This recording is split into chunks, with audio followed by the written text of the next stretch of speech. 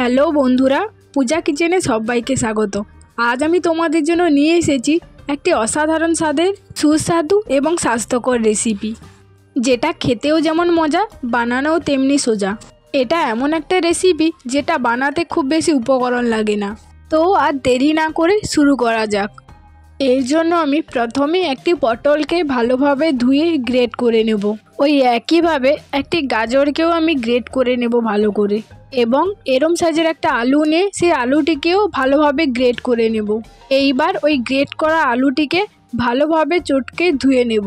দেখো, এখানে আমি গাজর, আলু এবং পটলগুলোকে গ্রেট করে নিয়েছি, এবং একটি পেঁয়াজকে কুচি কুচি করে সরু করে কুচিয়ে নিয়েছি, এবং একটা কাঁচা লঙ্কা এবং কিছুটা ধনেপাতাও কুচিয়ে নিয়েছি। এবার কড়াই বসিয়ে তাতে 2 চামচ তেল গরম করে নেব। তেল গরম হয়ে গেলে প্রথমে পেঁয়াজগুলো দিয়ে দেব। পেঁয়াজটা যত ভালো করে কোচানো হবে, রান্নার টেস্টটা কিন্তু খুব ভালো হবে। এখানে একটা টিপস বলি, পেঁয়াজ কাটার সময় যদি চোখে জল চলে আসে, তাহলে পেঁয়াজটা ফ্রিজে রেখে তারপর কাটলে সমস্যাটা কিছুটা কম হবে। পেঁয়াজটা হালকা সোনালি রং না ধরা পর্যন্ত ভাজতে হবে। এই সময় কিন্তু মাঝারি আঁচে রান্না করতে হবে, যাতে পেঁয়াজগুলো খুব সহজেই নরম হয়ে যায়। পেঁয়াজ যখন হালকা ভাজা হয়ে আসবে, তখন কাঁচা লঙ্কা কুচিগুলো দিয়ে দেব। তখনই একটা সুন্দর গন্ধ ছড়িয়ে পড়বে, এবং এই গন্ধটাই রান্নার মজা বাড়িয়ে দেয়। এইবার স্বাদ মতন একটু নুন দিয়ে নেড়ে নেব। এইবার গ্রেট করে রাখা পটলটাকে দিয়ে দেব। এবার কিছুক্ষণ ধরে নাড়বো। তারপর একে একে করে গ্রেট করা গাজর এবং আলু দিয়ে দেব। এখানে কিন্তু ধৈর্য ধরতে হবে, কারণ সবজিগুলোকে ভালো করে কষানোটা খুব দরকার। সবজিগুলোকে গ্রেট করে নিয়েছি, কারণ এই সবজিগুলোকে গ্রেট করার একটা সুবিধা রয়েছে। এতে সবজিগুলো রান্নার সময় খুব তাড়াতাড়ি নরম হয়ে যায়। বিশেষ করে পটল গ্রেট করলে সেটার স্বাদটা অন্য সবজির সঙ্গে মিশে সুন্দর একটা ফ্লেভার দেয়। মাঝে মাঝে কিন্তু সবজিগুলোকে নেড়ে নিতে হবে, যাতে নিচে বসে না যায়। এইবার অল্প হলুদ গুঁড়ো দিয়ে একটু নেড়ে নেব। সবজিগুলো থেকে কিরকম জল বেরিয়ে আসছে দেখো, এটা কিন্তু খুব ভালো, কারণ এতে করে সবজির স্বাদটা বেরিয়ে আসবে। এইবার আদার পেস্ট দিয়ে নাড়তে হবে ভালো করে, না হলে আদা দেওয়ার ফলে সবজিগুলো নিচে বসে যেতে পারে। এইবার অল্প করে কিছুটা লঙ্কা গুঁড়ি দিয়ে ভালো করে নেড়ে চেড়ে নিতে হবে।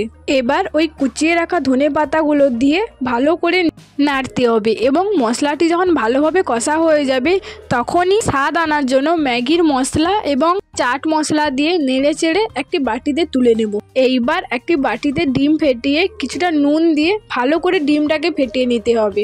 এই ডিমটি দিলে স্ন্যাক্সটির স্বাদটি খুব বেড়ে যাবে। এইবার ওই ফেটিয়ে রাখা ডিমের ওপর সবজির মিশ্রণটিকে দিয়ে দেব।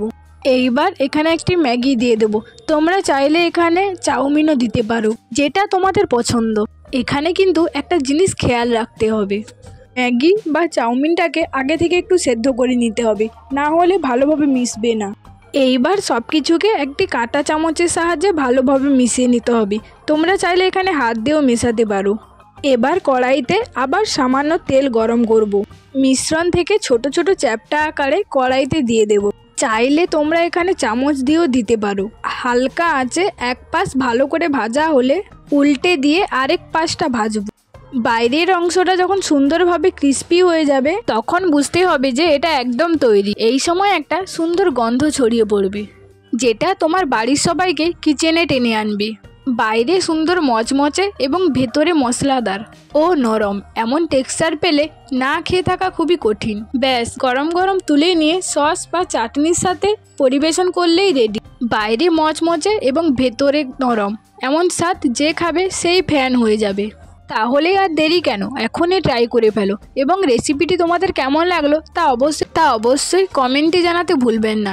এবং রেসিপিটি যদি তোমাদের ভালো লেগে থাকে, তাহলে চ্যানেলটিকে সাবস্ক্রাইব করতেও ভুলবেন না। তো আজকের মতো টাটা সবাইকে, দেখা হবে পরের কোনো নতুন রেসিপিতে। ততক্ষণ সবাই সুস্থ থাকবেন এবং ভালো থাকবেন। এবং তোমরা কোন রেসিপিটি দেখতে চাও তা অবশ্যই কমেন্টে জানাতে পারো।